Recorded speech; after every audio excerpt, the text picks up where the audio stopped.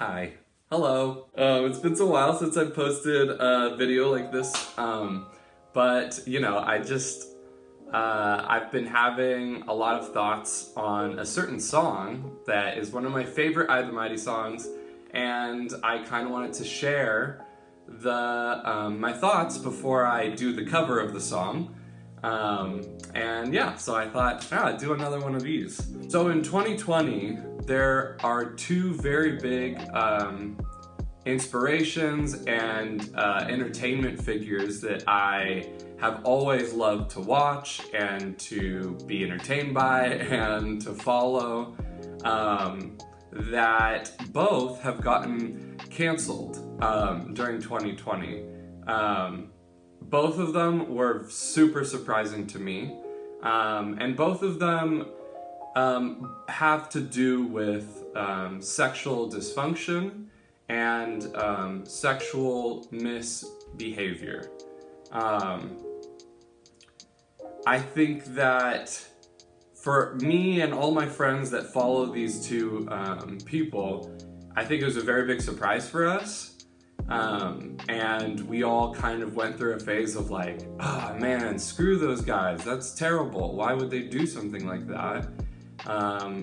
You know, some of the stories are just kind of super hard to hear. And so, you know, obviously just initially gutturally, we're just like, no, dude, like screw them. We're not gonna, you know, we're not gonna listen to them anymore, you know, watch their comedy shows anymore, listen to their music anymore. And, you know, that was just what gutturally kind of first came up. And then, you know, some time went by and I started listening to that band again. And I was like, man, I miss these guys. I started to feel like, you know, I wonder how they're doing. And so I just posted a song in our group chat, and I was like, oh man, this is a good one, right? And then a couple people said, so can we listen to them yet? Anyways, I thought it was interesting, you know, this whole cancel culture thing, and when it starts to hit close to home, you kind of start experiencing all the emotions that come along with it. And so I just kind of wanted to share some of that. So obviously, I don't want this video to be like, hey, the people that we know and love on TV and in music shouldn't be held accountable for the things that they do wrong to people and the ways that they hurt people that have less power than them or are more vulnerable than them. I think obviously they need to be held accountable. The women that were affected by these two people that, you know, I look up to in a way, those women were hurt, and I know the amount of therapy and the amount of work that they're gonna have to do to actually get out of all of the pain that they experienced. It's going to take a lot of time for those women to heal and for them to come to a place where they can trust men again, where they can have a good relationship again, maybe even where they can experience something similar to what they experienced and not have a trigger. It's going to be several years, I'm sure. And I pray for them, and I pray that they get the help that they need.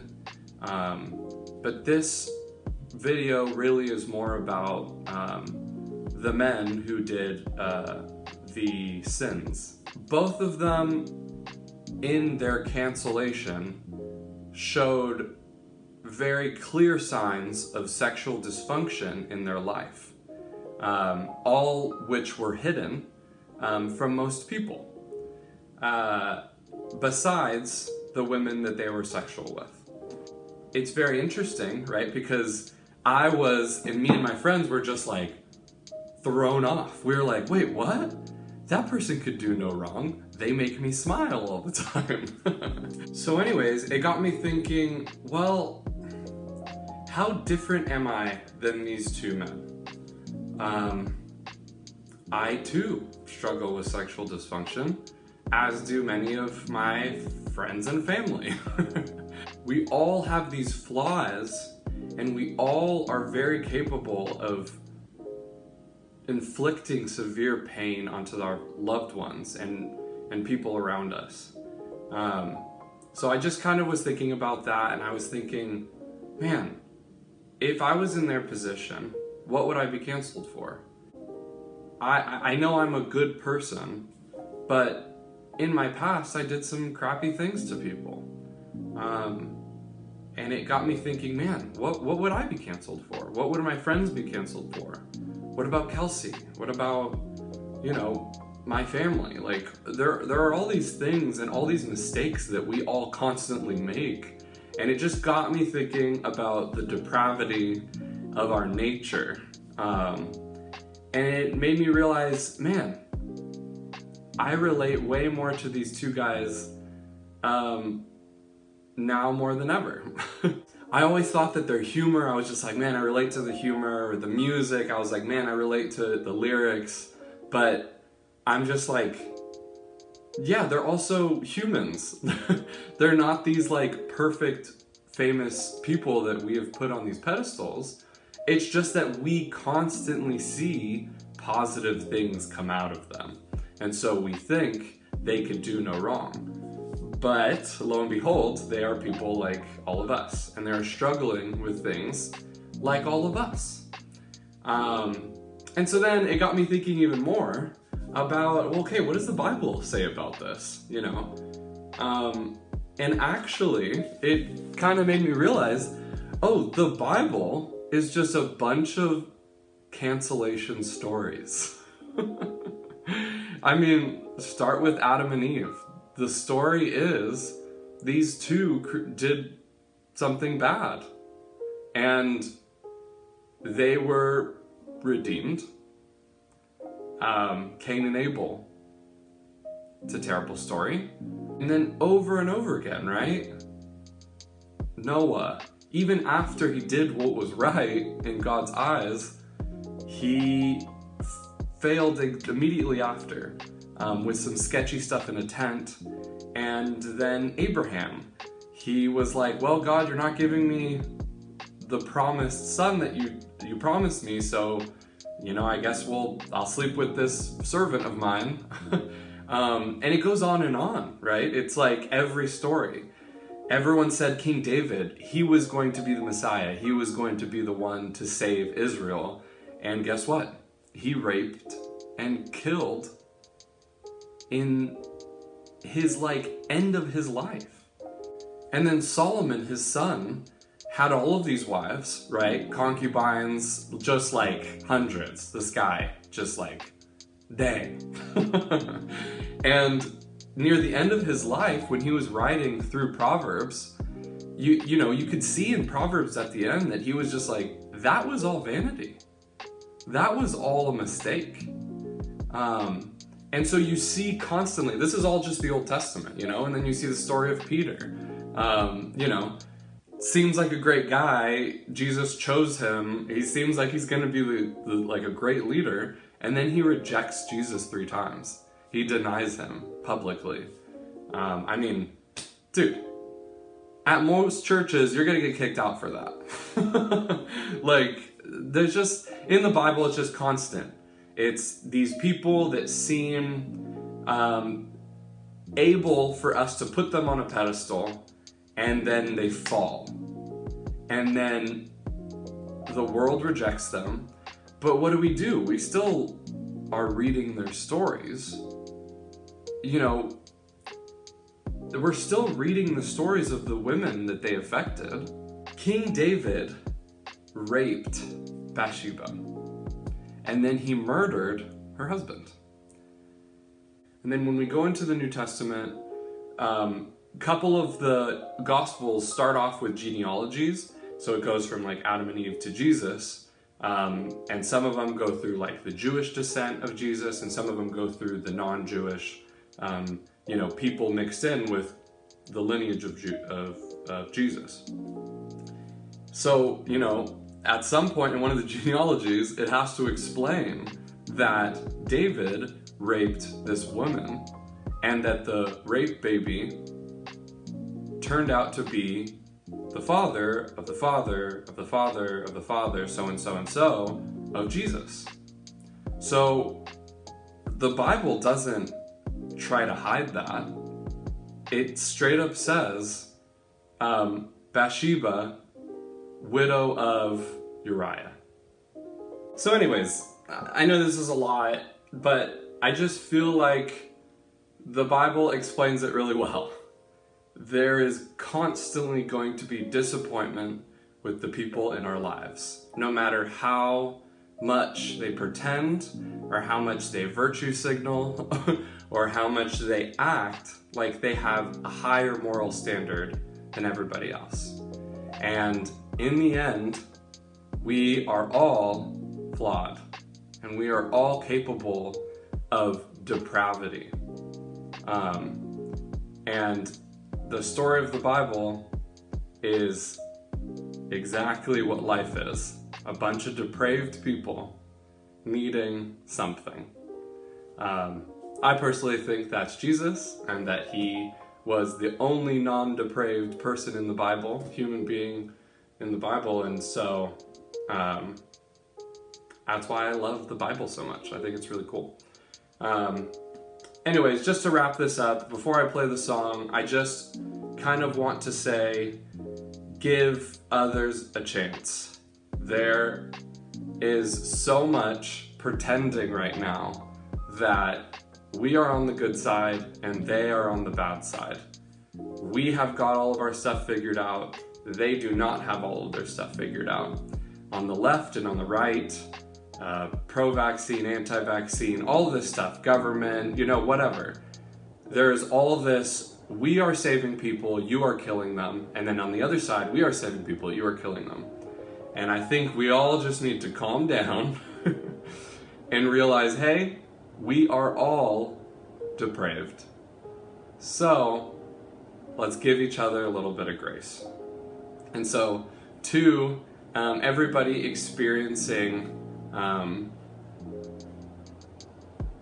guilt right now from anything that they've done, I urge you, speak to someone that you trust, that you love, about what you've done, and get it out there. You need to speak about this to people that love you, that care about you, and that want the best for you and the person that you hurt. You need to go to them before they, in an outburst of pain, go to the public and ruin maybe your livelihood. There needs to be more communication, more grace, and ultimately more humility that Rodrigo is as depraved as David, King David, not any of my friends that are named David. Anyways, I wanted to share this song because the lyrics are just like right on point, and it really challenges me to pour out grace to my friends and family who have hurt me, who have hurt my loved ones, and I personally am in the process of processing a lot of this forgiveness. And personally, if I have ever hurt you, I would love to talk to you about that and ask for forgiveness. Not gaslight you, not make you feel bad, not to say, that's not how I remember it. I just want to talk to you and I want to ask for forgiveness. And I'm sorry.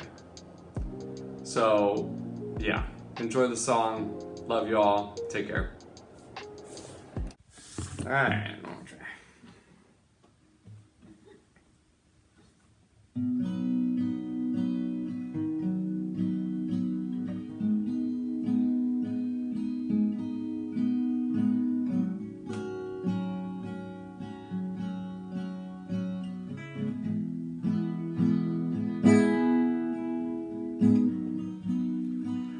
Another morning I wake up without exception, though I guess now it's closer to the afternoon.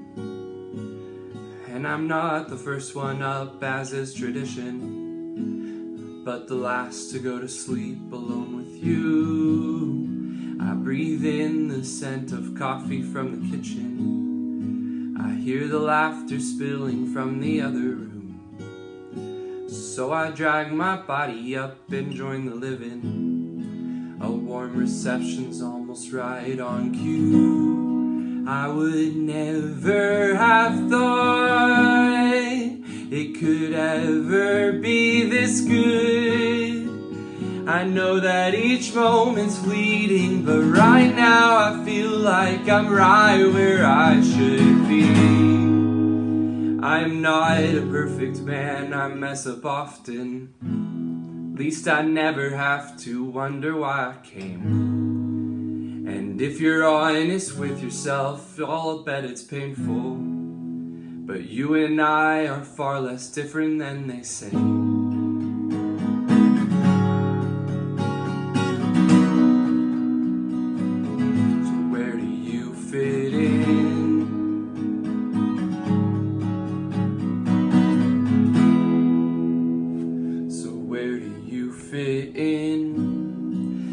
Another night, the sun goes down without exception. I hear the matches playing from the other room. It's been a day since I've glanced at my reflection. No words of judgment coming from our crew.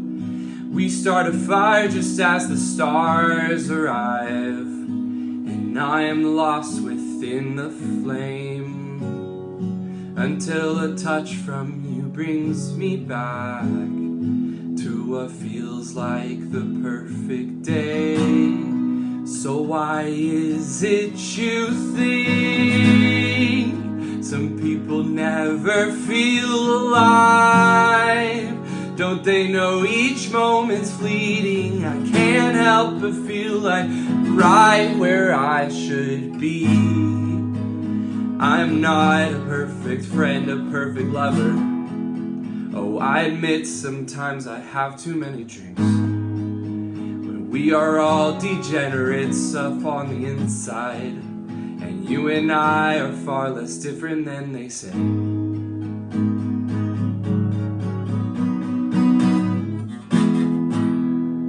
So where do you fit in?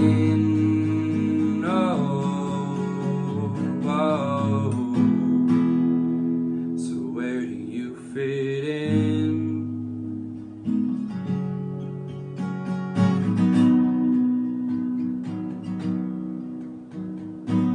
I think I found my place. I fill that empty space, the feeling we all chase. Sing off key as long as we all see we sing it beautifully.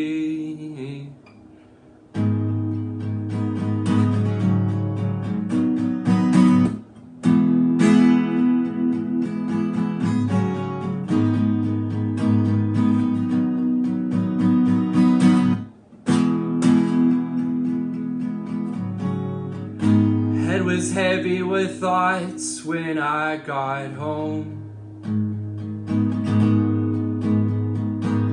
I started focused on my fears, I thought of dying alone. But how I hate to get caught in pointless thoughts. Self-pity gets me nowhere.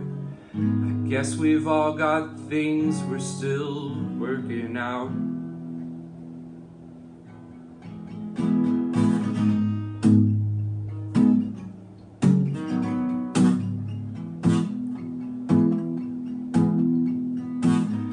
I think I found my place. I think I found my place. I think I found my place. I think I found my